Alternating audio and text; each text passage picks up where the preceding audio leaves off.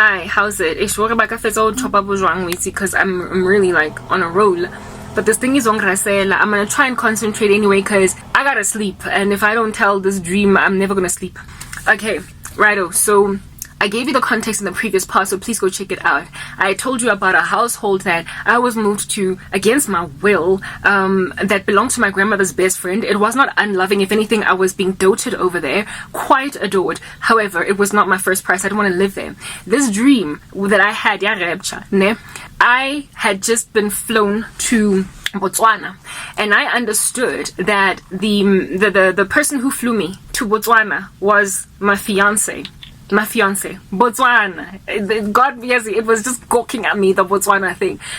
My fiance was the one who flew me to Botswana, and I was gonna now live in Botswana, as in like a wife. He met me, I'm South African, he's the man, I'm gonna go and I'm gonna live in his country, right? And in this dream, when I arrived to Botswana, I landed not so much at an airport, but I landed at the doorstep of this house, that belonged to my grandmother's best friend and her kids when I was a kid. And when I arrived there, there was an immediate feeling of foreboding because I understood that it's not my first prize. I would, you know how in that story that I told you in my upbringing, how it is that I wanted to stay with Ladi, but they moved me to Mabetla, and I stayed there for like 2 years before I started primary school officially, right? I was only able to move back to my grandmother's house when I started primary school. So I was there from like maybe the age of 4 to 6 or something, right? And I didn't want to be there. I was apart from my cousins and I didn't want to be there.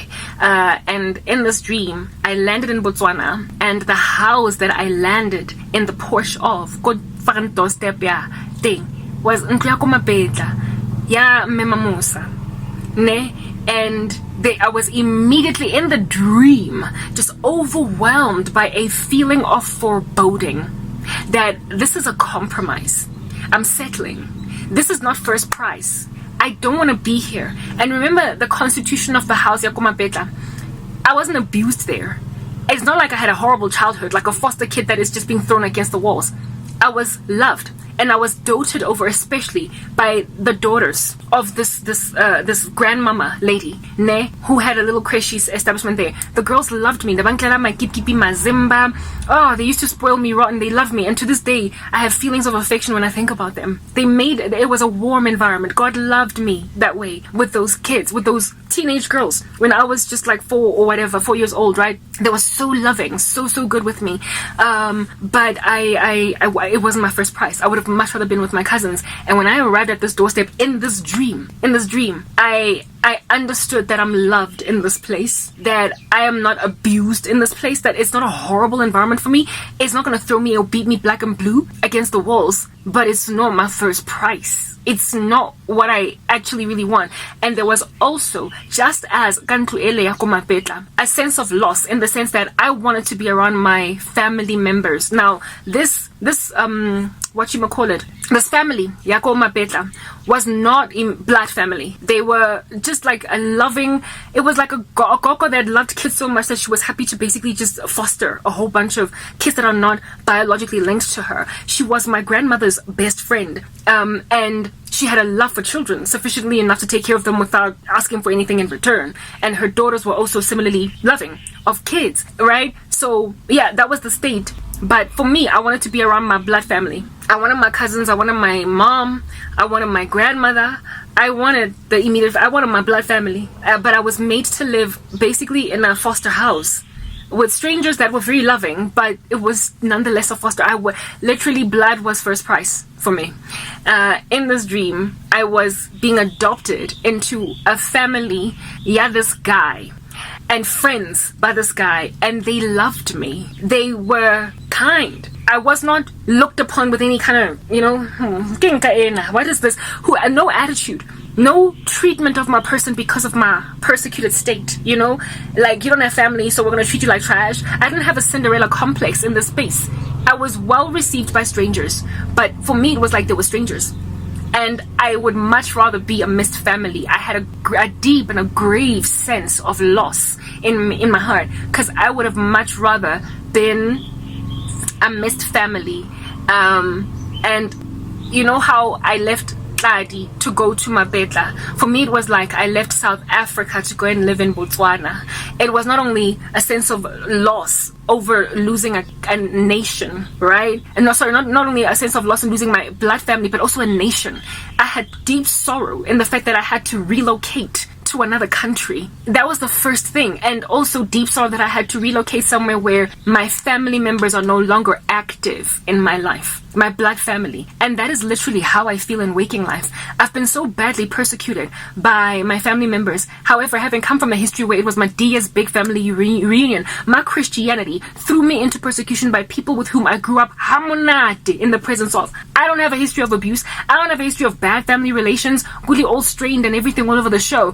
It's only when I came to Christ that literally everybody just started to get separated. The Lord has come upon the earth not to bring peace but a sword. And God brought a sword in my family. The Lord did warn me that there would be a great deal of attack in my family. And by fam, I mean extended, like cousins and everything. Big. Medea. Think Medea's family reunion. Family Yaka was like that. And I came to Christ and it all just kind of fell apart. And I'm still mourning that. I'm literally bereaved in the worst way. It's like they all died in a bus crash.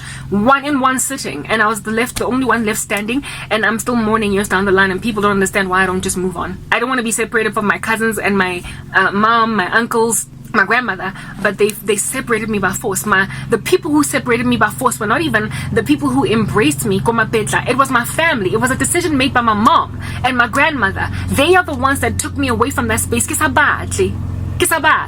understand? I don't want to be separated from them, but they acted in a way that basically ripped me apart from them. I had no say in the matter. I could not be like, but mom, I want to stay with you. The decision was sealed by them. So basically just the depth of rejection that I felt as a kid, you could imagine. And that feeling of foreboding was also very ripe in this dream. When I arrived at the doorstep of this house after getting off an airplane in Botswana, I landed and the memories attached to it are the ones I've just highlighted above. I was in a foreign land first and foremost, and I wanted to be in South Africa. It's how I feel. South Africa has persecuted me as a nation. It made it impossible for me to live here. I can't get a job. I can't do anything, Lana. I am living in a nation that is persecuting Christians almost as badly as if though I'm in Iran, yet I'm in South Africa. I have lamented about the South African abuse of my person since I came to Christ, displaying how unsaved South Africa is, yet it professes it's like the Sardian church. I've done a video about the fact that South Africa is like the Sardian church before. They have a reputation for being alive even though they're dead. They're Laodicean, they are lukewarm, neither hot nor cold, and because they're lukewarm, God is going to spit them out of his mouth. And so because of their lukewarm state, whenever there's a fervent, fiery ball of energy rolling around them that is earnest in Christ, they persecute it. And they don't even know that about themselves. They don't want to dig deep. They don't want to investigate their pitiful state in the sight of Emmanuel. And with all of that denial that they're walking in, they are heftily abusing someone that never wanted to leave. I've always been quite the, gargantuan, patriot for this land. No matter what issues Africa might have, I've always just been so besotted with this country, and for it to just kick me out like this to a point where I've been so badly persecuted in it that I feel like I need to go live in another country, it's really broken my heart. I'm not only mourning the loss of my land, I'm also mourning the loss of my family members that I was close with once. I didn't grow up with strained relations in my family, so that's quite a lot to take in my stride. And here it is that I was now landing in Botswana, a country that's literally just next door. It's literally just next door, South Africa. Okay, it actually used to be part of South Africa once until it broke away, just like Lesotho. It was not even that far from South Africa. It's not that far. Like, you can drive to Botswana. You don't have to take an airplane or even a boat, a ship, or whatever. That's how near us it is. It is literally a borderland next to us. But yet nonetheless I felt so far. And another thing about Botswana, I'm Tswana, it speaks our language, its culture is very similar to South Africa. I would not have to struggle with language barriers there. They don't speak any language that is different from South Africa. Like, one of our official languages is Tswana in this country, so I would fit right in. However, it was still not home. Just like it was, like, literally, Mapetla was is so close to, if you know Soweto, you will know how close Mapetla is to Tladi. It's literally just around the corner. I could walk to my grandmother's house, but it was just still so far. Next part.